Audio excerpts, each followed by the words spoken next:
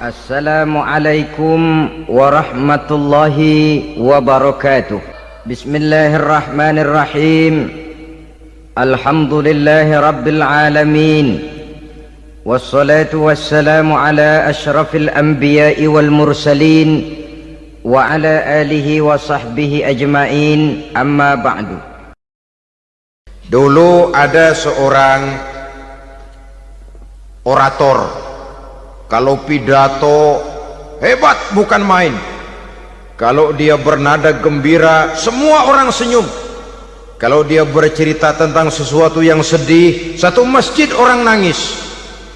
Orang tanya kepadanya, "Pak, bisa pidato begitu hebat, siapa yang bikin?" "Ya saya sendiri." Istrinya dari belakang bilang, "Tidak, yang bikin pidatonya hebat saya." Kata suaminya, "Mana bisa, saya." Kata istrinya. "Kalau saudara tidak percaya, tunggu Jumat depan, dia khutbah Jumat, saya akan bikin khutbahnya tidak hebat," kata istrinya.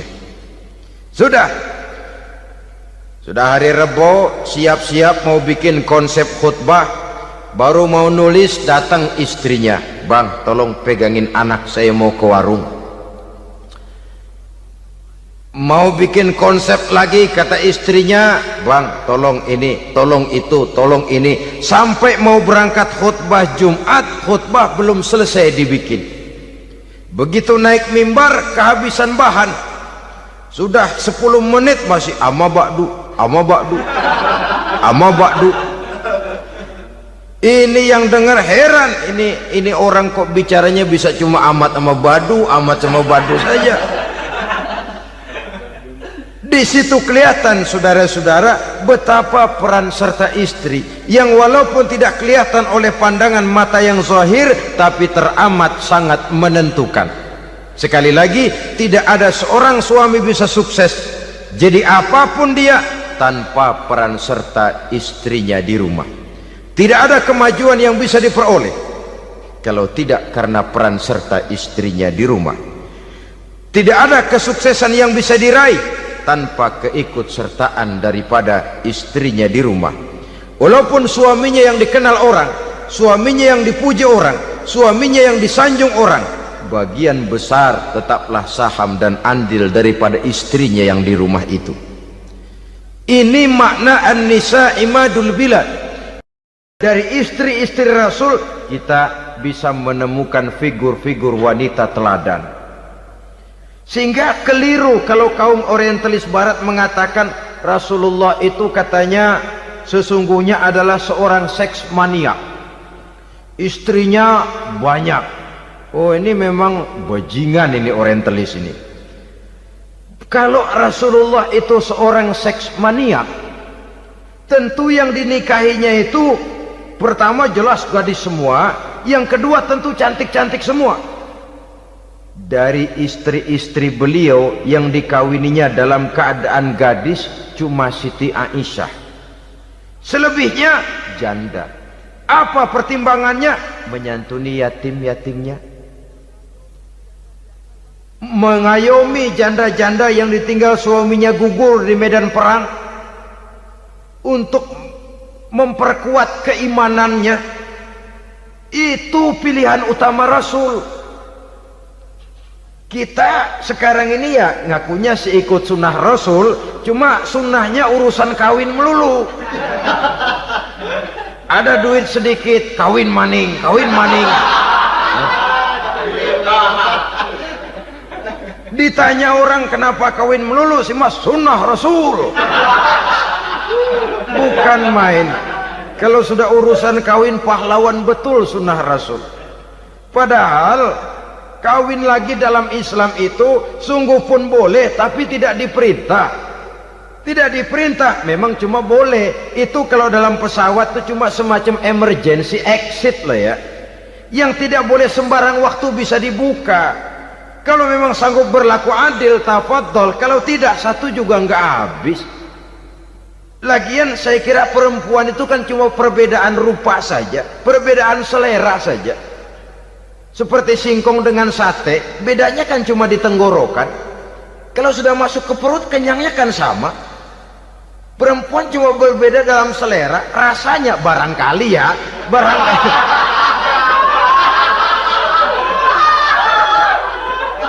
Barangkali tidak jauh beda. Saudara hadirinlah, Islam ini mengatur lewat pintu yang dinamakan nikah itu tadi, sehingga dengan demikian bisa dinikmati secara tenang, tentram. Tidak usah manusia ya, kucing saja, coba lihat kucing. Kalau ikan dia boleh nyolong, kucing itu boleh curi, makannya nggak tenang kucing. Coba lihat ini, asal dia nyolong ikan, makannya juga mindik-mindik, matanya nengok kiri nengok kanan, ada sedikit gerusak kabur. Secara nalurinya kucing tahu kalau ini ikan curian, makannya nggak tenang dia. Tapi kalau ikan kita kasih, kucing anteng, geledek juga nyamber, manteng aja dia. Nalurinya mengatakan ini ikan dikasih sama yang punya, tenang dia. Saudara hadirin yang saya hormati, orang juga gitu. Kalau hubungan suami istrinya sudah sah, diikat dengan akad nikah, tenang, anteng, nggak gerasak gerusuk, nggak kayak diubur-ubur maling, anteng aja. Dia ngintip juga cuek aja udah, biarin aja dia ngintip, capek sendirilah.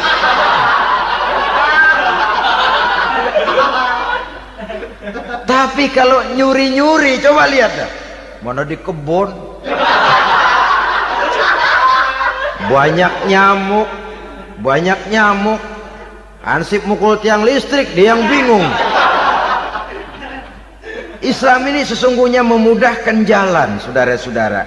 Jadi sebagai social agent, wanita bisa berperan untuk itu, apalagi untuk hal-hal yang menyangkut wawasan kemanusiaan, di mana kaum wanita karena emosinya lebih tinggi daripada kaum laki-laki, dia sangat peka terhadap masalah-masalah yang menyangkut kemanusiaan.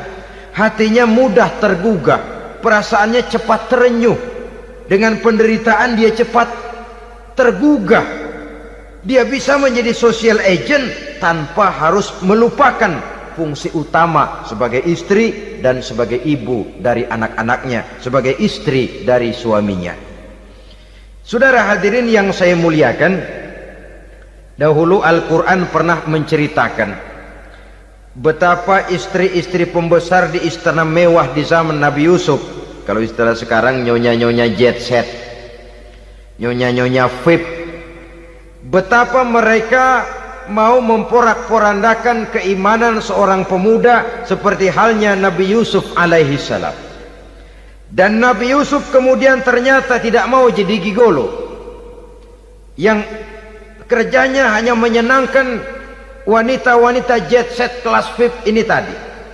Sesungguhnya ini cuma satu simbol yang kejadiannya bisa saja terjadi pada zaman modern dalam versi dan kondisi yang berbeda.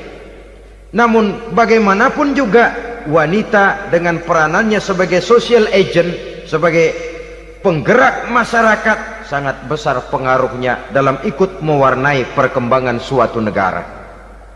Seorang suami perlu memberikan dorongan kalau istrinya aktif di bidang sosial, asal dengan catatan saja, fungsi sebagai istri, fungsi sebagai ibu jangan sampai terlantar karenanya. Bahkan saya katakan tadi, di zaman sekarang wanita tidak lagi hanya berfungsi sebagai social agent, bahkan sebagai national agent, penggerak dari satu bangsa. Muncul wanita-wanita yang jadi menteri, yang jadi anggota DPR, bahkan yang jadi kepala desa dan lain sebagainya. Secara umum memang ar-rijal qawwamuna 'alan nisa, laki-laki adalah pembimbing bagi kaum wanita karena kelebihan fisik biologis, kelebihan kemampuan intelektual dan lain sebagainya.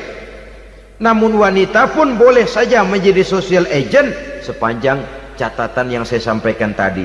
Jangan sampai melupakan kodrat kewanitaan, jangan sampai mengalahkan fungsi sebagai istri dari suaminya, sebagai ibu daripada anak-anaknya. Nah, kemudian fungsi yang keempat di bidang ilmu pengetahuan. Islam memberikan kesempatan yang sama kepada kaum wanita, talabul ilmi faridatun ala kulli muslimin wa muslimatin, menuntut ilmu itu wajib hukumnya bagi orang Islam baik laki-laki maupun perempuan, sampai dibentuk kalimat pengecuali khusus ini, muslimin wa muslimatin, bagi muslim laki-laki, bagi muslim perempuan. Dan alhamdulillah, kalau dulu di zaman Raden Ajeng Kartini nasib perempuan berada di balik pintu yang digembok rapat-rapat, siklusnya berputar cuma sumur dapur kasur, kasur sumur dapur, dapur sumur kasur, melingkar di situ satu saja peranan kaum wanita. Memberontak jiwa Raden Ajeng Kartini, menuntut persamaan bahwa wanita berhak maju sama dengan laki-laki. Entah Islam sejak 14 abad yang lalu sudah mencanangkan ini, menuntut ilmu wajib bagi laki-laki dan perempuan beragama Islam. Orang Islam baik dia laki-laki baik dia perempuan wajib menuntut ilmu. Ilmu dalam artian umum, tidak hanya sekedar fikih tauhidnya, ya, di bidang kedokteran, di bidang teknik, di bidang hukum dan lain sebagainya. Ini yang perlu dibanggakan. Kalau perlu, ini yang perlu diadakan kontes, kontes IQ, wanita yang paling berprestasi di bidang ilmiah, wanita yang punya prestasi di bidang menjaga kelestarian lingkungan hidup, wanita yang punya prestasi menggerakkan sosial, menyantuni yatim piatu, memelihara kesehatan. Adakan kontes macam itu untuk mendorong. Ini enggak, kalau kontes yang diukur betis, bibir, pinggul, payudara, lubang hidung, ukur sekalian kita. Apa manfaatnya dan apa unsur pendidikan yang ada di dalamnya? Tidak menguntungkan, tidak mendidik, dan tidak membawa manfaat. Kecuali lalu yang timbul pola hidup konsumen, pola hidup konsumer, pola hidup yang material, pola hidup yang wah, pola hidup yang gemerlapan. Ya, kalau oleh anak-anak muda yang terjangkau. Kalau tidak, dia hanyut ditelan mimpinya. Dia ingin bergaya hidup jet set, sementara dia dihadapkan oleh kenyataan bahwa dia tinggal di kampung, ibu bapaknya orang kampung, dan lain sebagainya. Jiwanya berontak, terjadilah kegalauan, terjadilah kerancuan, terjadilah komplikasi, perang di batin antara keinginannya dengan lingkungan nyata yang dihadapinya. Dan kalau sudah ada gejala semacam itu, penyakit-penyakit kejiwaan akan mudah muncul. Ini gejala terutama buat orang-orang yang tinggal di daerah transisi. Kota besar bukan, kampung banget juga enggak, daerah cekak. Akibatnya gayanya ya sering gaya enggak karu-karuan, gaya kepalang tanggung jadinya. Saudara hadirin yang saya muliakan, akhirnya apa? Santri tapi lagunya kayak koboi, koboi tapi sesungguhnya santri. Saudara hadirin yang saya hormati, maka di bidang ilmu pengetahuan wanita mempunyai peranan yang sangat besar. Dia bisa tampil dengan karya-karya ilmiahnya yang membawa manfaat bagi perkembangan agama, bangsa dan negaranya. Majulah kaum wanita dengan ilmu pengetahuan, tuntutlah ilmu seluas-luasnya. Kita hidup di satu negara yang merdeka, kita beragama yang memberikan satu keyakinan bahwa menuntut ilmu merupakan kewajiban, bahwa peranan wanita tidak hanya di belakang dapur, lain sebagainya, yang seluruhnya terpantul dari dinamika kehidupan kaum wanita. Saudara-saudara kaum muslimin rahimakumullah. Kemudian yang kelima, peranan wanita dalam bidang agama. Kita bersyukur sekarang ini gejalanya dimanapun pengajian, biasanya lebih ramai pengajian ibu-ibu dari bapak-bapak. Peringatan hari-hari besar keagamaan, biasanya lebih ramai ibu-ibu daripada bapak-bapak. Pengajian ibu lebih ramai, padahal kalau bicara sibuk, lebih sibuk ibu daripada bapak misalnya. Kalau sudah pengajian bapak-bapak, biasanya pengajiannya rame cuma 3 giliran itu. Pembukaan, maulid, penutupan. Kalau sudah yang rutin pengajian tiap minggu, 3 pojok yang ngaji. Yang atuh nguap, yang atuh pules, yang atuh ngiler. Saudara hadirin yang saya muliakan, ada badan kontak majelis taklim yang merupakan wadah daripada kegiatan ibu-ibu. Ada Ittihadul Muballighat, Persatuan Muballighat. Ada Persatuan Para Asatizah. Dan macam-macam lagi peranan ibu-ibu di dalam kehidupan beragama. Tapi sesungguhnya harus dimulai dari bagaimana si ibu mewariskan jiwa agama kepada anak-anaknya di rumah tangganya. Kalau itu gagal, dia mau melangkah ke masyarakat, dia sudah gagal sejak awal sesungguhnya. Keberhasilannya dia menata masyarakat akan mengakibatkan dia nanti bernasib seperti Nabi Nuh. Berhasil mengajak beberapa orang kafir mengikuti ajarannya, tapi gagal mengislamkan putranya sendiri Kan'an. Bukan tidak berusaha, tapi memang Allah sudah menghendakinya sedemikian untuk menjadi contoh buat kita semua. Yang penting orang tua berusaha dan berikhtiar. Kalau sudah berusaha dan berikhtiar, anak ternyata memang sulit diurus, barangkali memang fotokopinya Kan'an tuh anak. Ya orang tua kalau sudah berusaha, ya tawakallah.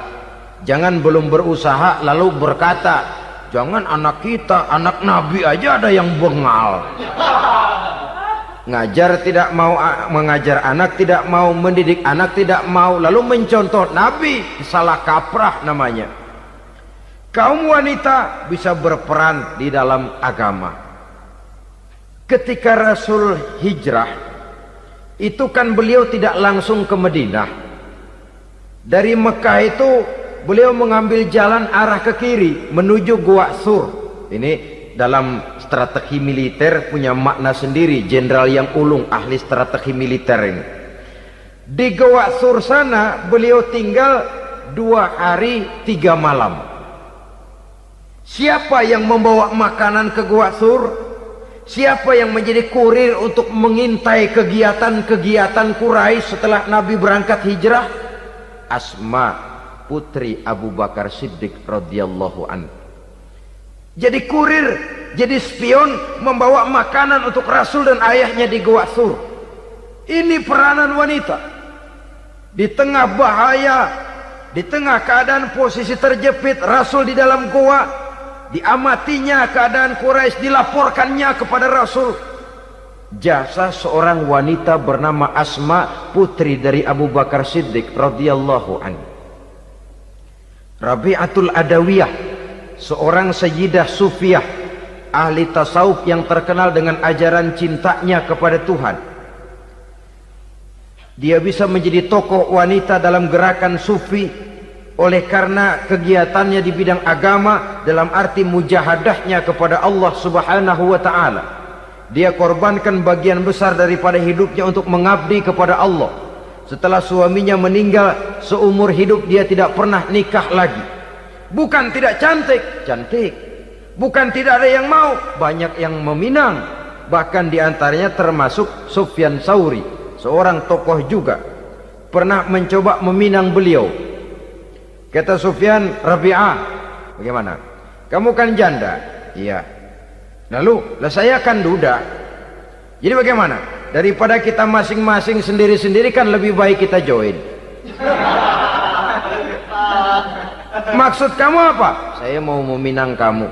Boleh? Tapi mas kawinnya saya minta engkau jawab 4 pertanyaan saya.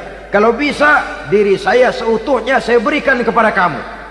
Kalau tidak, tidak usah saja. In ajabtani fi 4 masail fa ana laka. Kalau engkau sanggup menjawab 4 pertanyaan saya, seluruh diri saya bulat-bulat saya serahkan kepada kamu. Yang pertama, Sufyan, semua orang kan bakalan mati. Iya. Ya soal mati sih sama, mati. Cuma hakikat mati kan lain-lain. Ada yang matinya itu husnul khatimah, mati baik di akhirnya. lagi ngaji mati, lagi baca Quran mati, lagi sholat mati, lagi dengar ceramah mati, lagi sodakoh mati. Itu mati-mati yang su'ul khatimah. Ada yang mati itu mati yang husnul khatimah, maksud saya. Ada mati itu yang disebut su'ul khatimah, jelek di penghujungnya.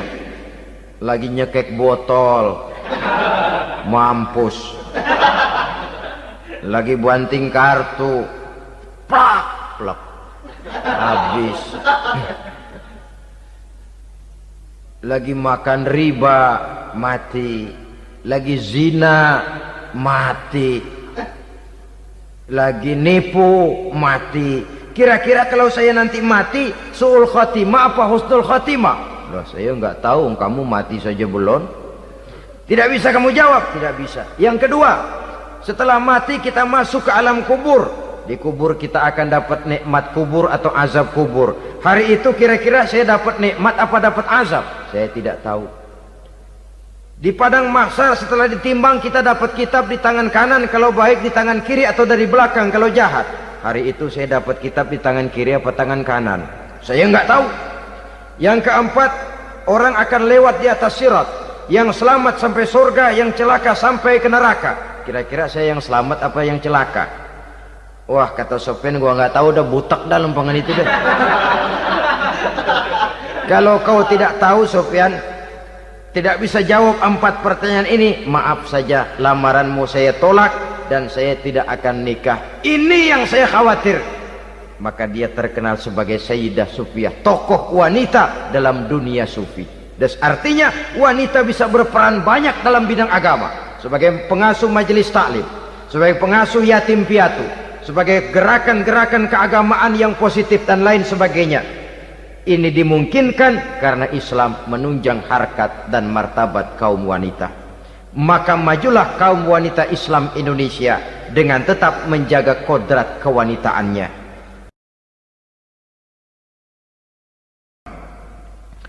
Sebelum Islam datang, nasib perempuan nyaris hanya berputar di segitiga saja. Dapur, sumur, kasur. Kasur, sumur, dapur. Seolah-olah wanita terpaut dengan 3 itu tadi. Seolah-olah wanita tidak bisa berbuat lebih banyak daripada itu. Bahkan di tengah masyarakat jahiliyah, bayi perempuan mendatangkan aib sehingga mereka lalu dikubur hidup-hidup. Maka datang Islam dengan tegas mencanangkan satu revolusi yang mengangkat harkat dan martabat kaum wanita. Nabi bersabda, "An-nisa'u imadul bilad, iza saluhat saluhal bilad, wa iza fasadat fasadal bilad." Wanita adalah tiang negara. Jikalau baik wanita, baiklah negara. Jikalau rusak wanita, hancurlah negara. Dalam berbagai ayat Al-Quranul Karim menjelaskan tentang wanita dan peranannya. Al-Quran bercerita tentang Siti Hawa. Al-Quran bercerita tentang anak perempuan Nabi Adam, Iklimah dan Labuda yang menyebabkan Habil dan Qabil saling berbunuh-bunuhan. Al-Quran menceritakan bagaimana ibunya Nabi Musa mendapat wahyu untuk menghanyutkan anaknya di hilir sungai Nil. Al-Quran bercerita tentang Siti Maryam, ibu daripada Nabi Isa.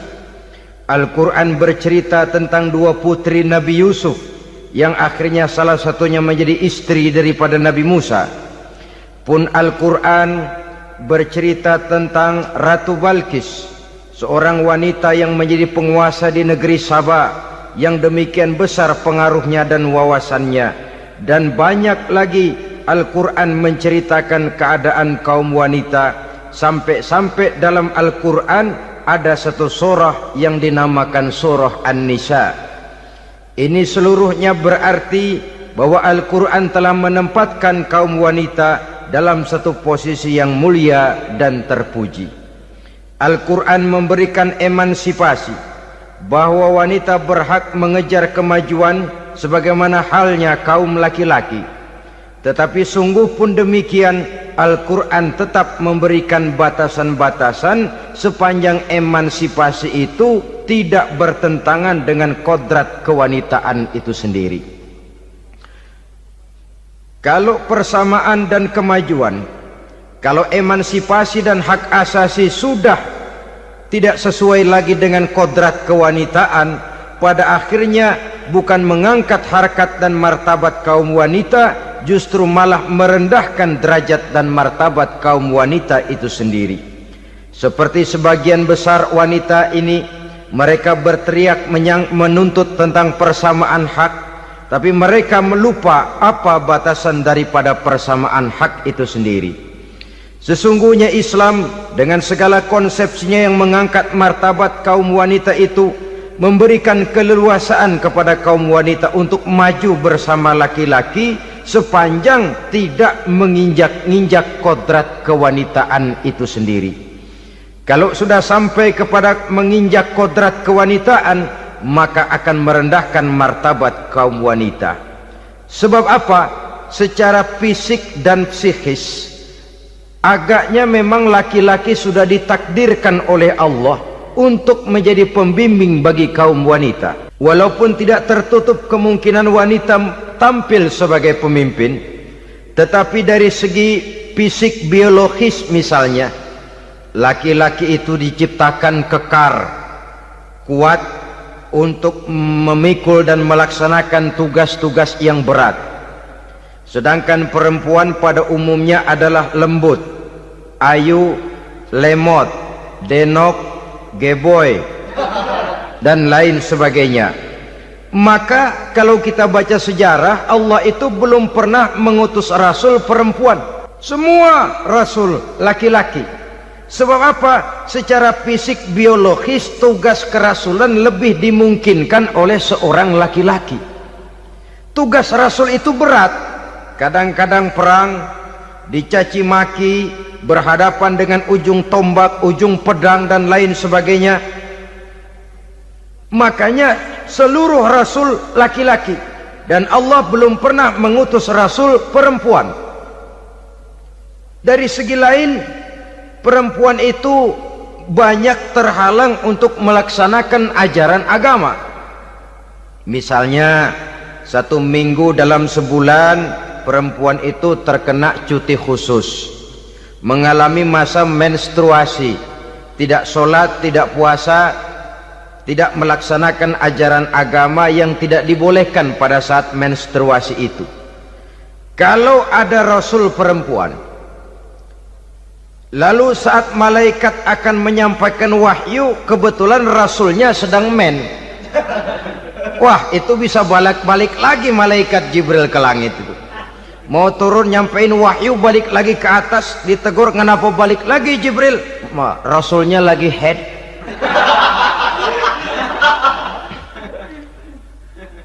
Atau pada saat agama dalam bahaya, agama dalam hinaan, agama dalam ancaman, rasulnya perempuan kebetulan sedang hamil besar. Apa lalu perang ditunda? Pengumuman perang ditunda saja sampai rasul melahirkan. Tentu lebih tidak mungkin lagi. Secara fisik biologis, laki-laki lebih memungkinkan untuk melaksanakan tugas kerasulan ini. Maka seluruh rasul yang diutus Allah adalah laki-laki. Saudara hadirin yang saya muliakan, sungguh pun demikian, Islam itu mengangkat martabat wanita sedemikian tinggi sebagai tiang negara yang menentukan jatuh dan bangunnya negara, yang ikut mewarnai bahkan menjadi warnanya suatu negara. Walaupun peranannya memang tidak begitu kelihatan, tapi sesungguhnya amat sangat menentukan. Oleh karenanya, secara umum emansipasi yang digariskan oleh Islam, emansipasi yang tidak bertentangan dengan kodrat kewanitaan di berbagai aspek kehidupan. Kalau sekarang emansipasi ini kelihatannya sudah salah pasang, salah kaprah. Bahkan belum lama kita menyaksikan bagaimana ada binaragawati. Di zaman sekarang perempuan sudah mulai angkat besi. Saya mulai mikir kalau perempuan sudah pada angkat besi, ini sudah tanda suaminya udah deket dibanting-bantingin ini. Tahun-tahun mendatang mungkin akan menyusul perempuan mulai narik becak.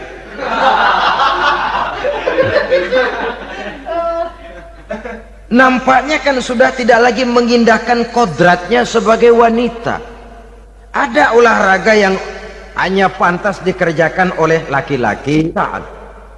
Oleh karena itu pada kesempatan ini kita akan mencoba melihat peranan wanita dari berbagai dimensinya. Yang pertama, peranan wanita sebagai istri. Adalah Rasul memilih istri pertamanya Sayyidatuna Khadijah radhiyallahu anha. Kalau pilihan utama beliau pertama kali nikah dengan Siti Khadijah, jelas itu pilihannya bukan karena kecantikan. Kenapa? Beliau nikahi Siti Khadijah dalam usia 40 tahun Khadijah dan 25 tahun Rasul. Statusnya janda pula. Kalau beliau seorang pemburu kembang, pemburu bunga, kenapa mesti nikah dengan janda berumur 40 tahun? Sedangkan beliau waktu itu masih berumur 25 tahun. Apa sasaran utamanya? Bisa kita lihat nanti.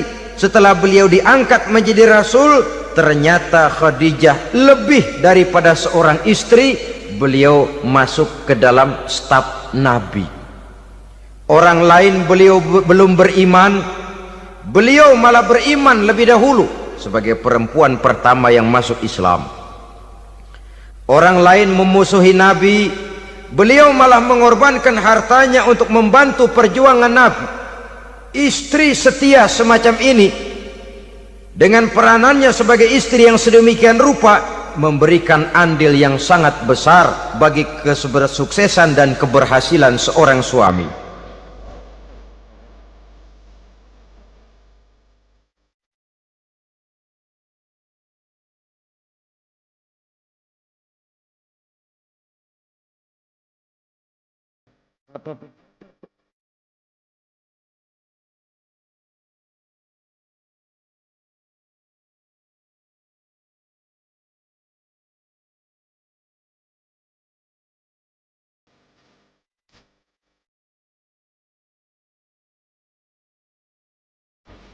Sebaliknya, seorang istri bisa mempengaruhi suaminya.